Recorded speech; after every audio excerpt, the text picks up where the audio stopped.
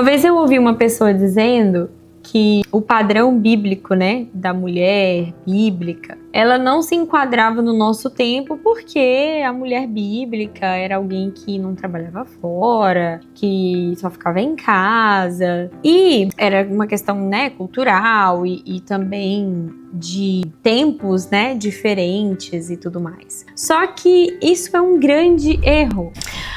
Oi, gente, tudo bem com vocês? Espero que vocês estejam bem, felizes, amando a Jesus. E no vídeo de hoje, no De Frente com a Nai, eu quero falar sobre a mulher de Deus.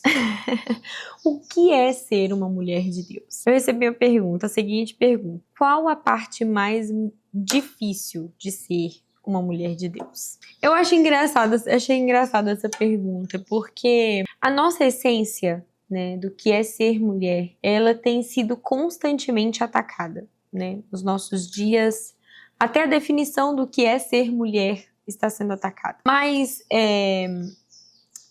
eu acho que o principal mesmo, é a gente voltar à essência daquilo que nós fomos criadas para ser e fazer, que é amar e servir e gerar vida.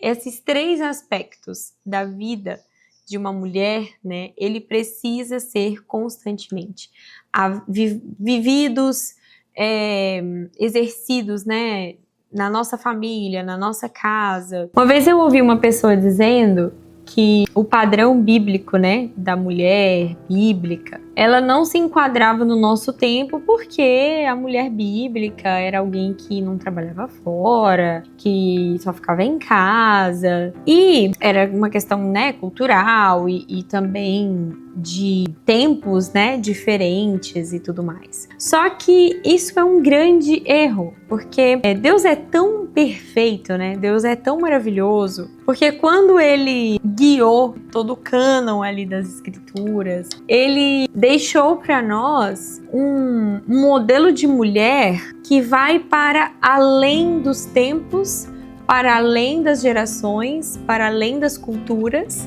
né? Porque é um posicionamento, é uma postura, né, que a mulher ela assume, que ela decide ser, né? Que é a mulher de Provérbios 31. Ela é uma mulher que trabalha, uma mulher que cuida dos afazeres da sua casa. E aí eu separei aqui dentro, né, do livro de Provérbios 31 algumas características que eu acho que é essencial. Mas respondendo a pergunta antes de eu falar dessas características, eu acho que hoje, nos nossos dias, o maior desafio de ser uma mulher de Deus é você não negociar a sua identidade e o seu lugar diante de Jesus, sabe? Porque diante de Deus, eu tenho as minhas emoções restauradas, eu tenho as minhas expectativas alinhadas, eu tenho, sabe, eu tenho cura, eu tenho tudo o que eu preciso, né? Então, eu sou suprida nas minhas necessidades emocionais, físicas.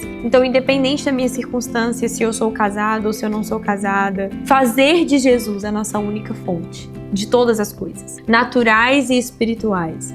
Então eu acho que esse é o grande desafio da mulher, em ser uma mulher de Deus. Porque é eu me permitir ser moldada conforme a mulher que agrada o coração dele, sabe? Então eu acho que esse é o nosso grande desafio, e não é só para mulher, né? Eu acho que isso é para qualquer pessoa, mas no que tange a mulher, nós recebemos tantas influências, pensamentos, né?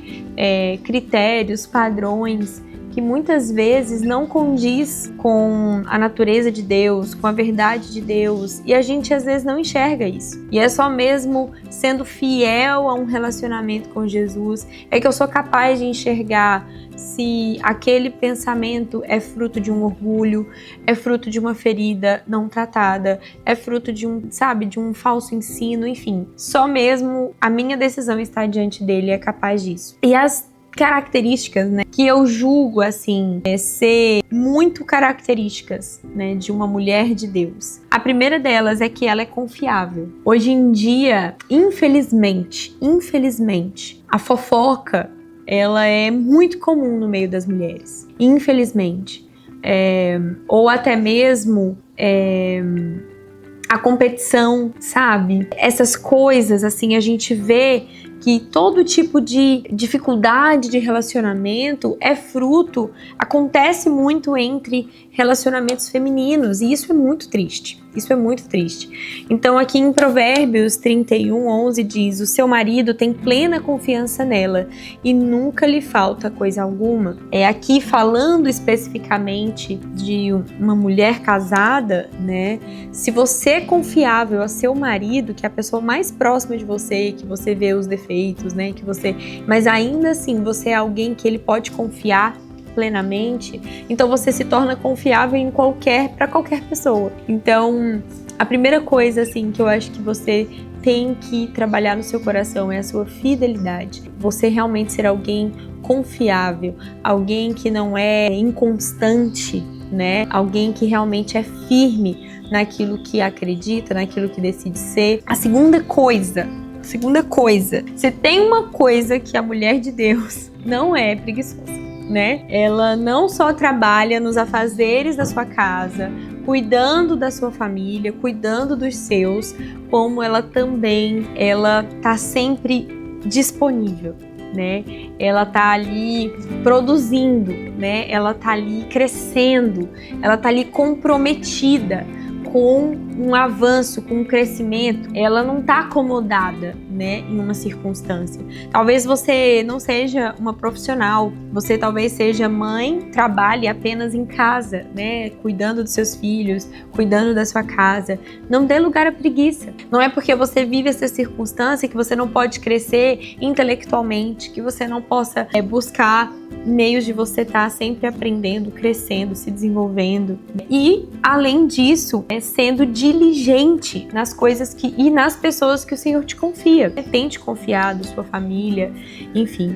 Então, aqui em Provérbios 31:17, né? Entrega-se com vontade ao seu trabalho e os seus braços são fortes e vigorosos. E aí outro versículo fala, né? E não dá lugar à preguiça, né? A preguiça, ela é um pecado capital, que a gente vence com a disciplina, que a gente vence com a fortaleza, né? A decisão de você permanecer, de você não desistir, né? Agora mesmo, eu tô aqui gravando, mas tem 1 milhão de coisas para eu fazer depois daqui, mas eu não posso deixar de fazer aquilo que eu preciso fazer. Eu poderia ter muitas desculpas, eu poderia ter várias desculpas, mas eu decido ser diligente com aquilo que eu preciso fazer. É fazer o que precisa ser feito. Às vezes a gente arruma muitas desculpas, né? E às vezes são desculpas que parecem ser lícitas, mas nem tudo nos convém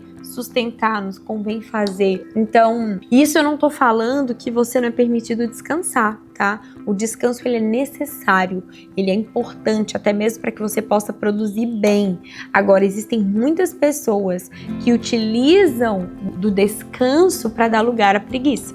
E o que é você dar lugar à preguiça?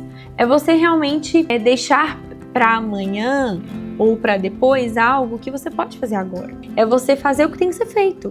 Você tem que fazer o que precisa ser feito e não dá desculpa para isso. Então, seja organizada. Se você se sente improdutiva, às vezes você fala assim, eu não sou preguiçosa, mas eu sinto que eu não consigo ser produtiva.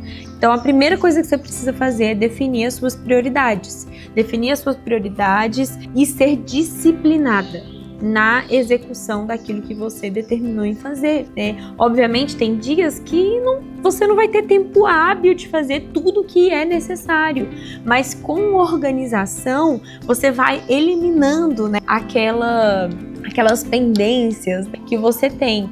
Então, seja responsável com aquilo que você assumiu, sabe? E não dê lugar à preguiça. E a terceira coisa que eu quero falar sobre a mulher, acho que a terceira e quarta, né? Essas duas coisas, é que ela sabe de onde vem a sua força. Em Provérbios 31:25 e 26, aí fala uma outra característica. Reveste de força e dignidade, sorri diante do futuro. O que essa mulher ela é? Ela não vive de medo. Ela não permite né? Ela não permite que a ansiedade das coisas que ainda estão por vir, ela domine o seu coração. Mas ela tem a plena convicção. Ela decide, então, a olhar para as coisas que estão diante do futuro e saber que o Senhor está lá. O Senhor é que garante o nosso futuro.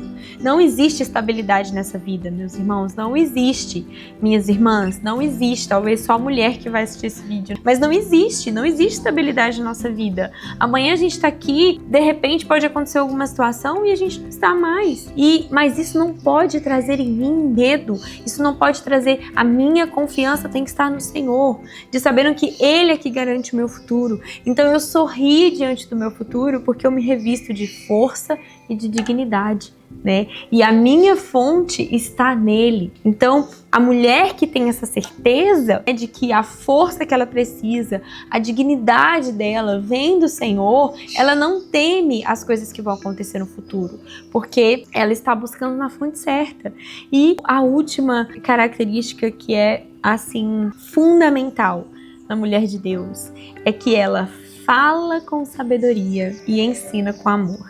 Eu acho que essa é a característica, para finalizar, que melhor pode reunir todas as coisas. É falar com sabedoria e ensinar com amor. Muitas vezes o nosso coração ele tá tão sobrecarregado por circunstâncias, por situações, às vezes que a gente vive na nossa casa, nos nossos relacionamentos, que a gente se pega inflamada, né, com o nosso coração inflamado e cheio de justiça.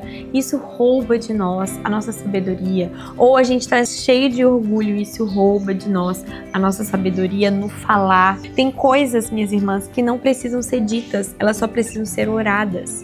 Existem circunstâncias que a gente não vai vencer ou não vai mudar no nosso discurso, mas sim na nossa oração, naquilo que a gente coloca diante dele, confiando que só ele pode fazer aquilo que você não pode fazer. Mas uma coisa é certa, o sábio, ele é amigo do rei. Então, a mulher sábia, ela tem o poder de conquistar lugares assim inimagináveis. Ela pode com a sua voz, né, com a sua palavra, ela pode ou edificar uma casa ou destruí-la. A mulher, ela tem essa capacidade, né? Ela tem essa habilidade. E o ensinar com amor. A nossa vida, tudo que a gente faz, ela precisa ser voltada e pautada no amor. Esse é o maior dom que nós mulheres temos, o amor. Então, ensinar com amor, né? Viver pelo amor, decidindo amar, decidindo se entregar.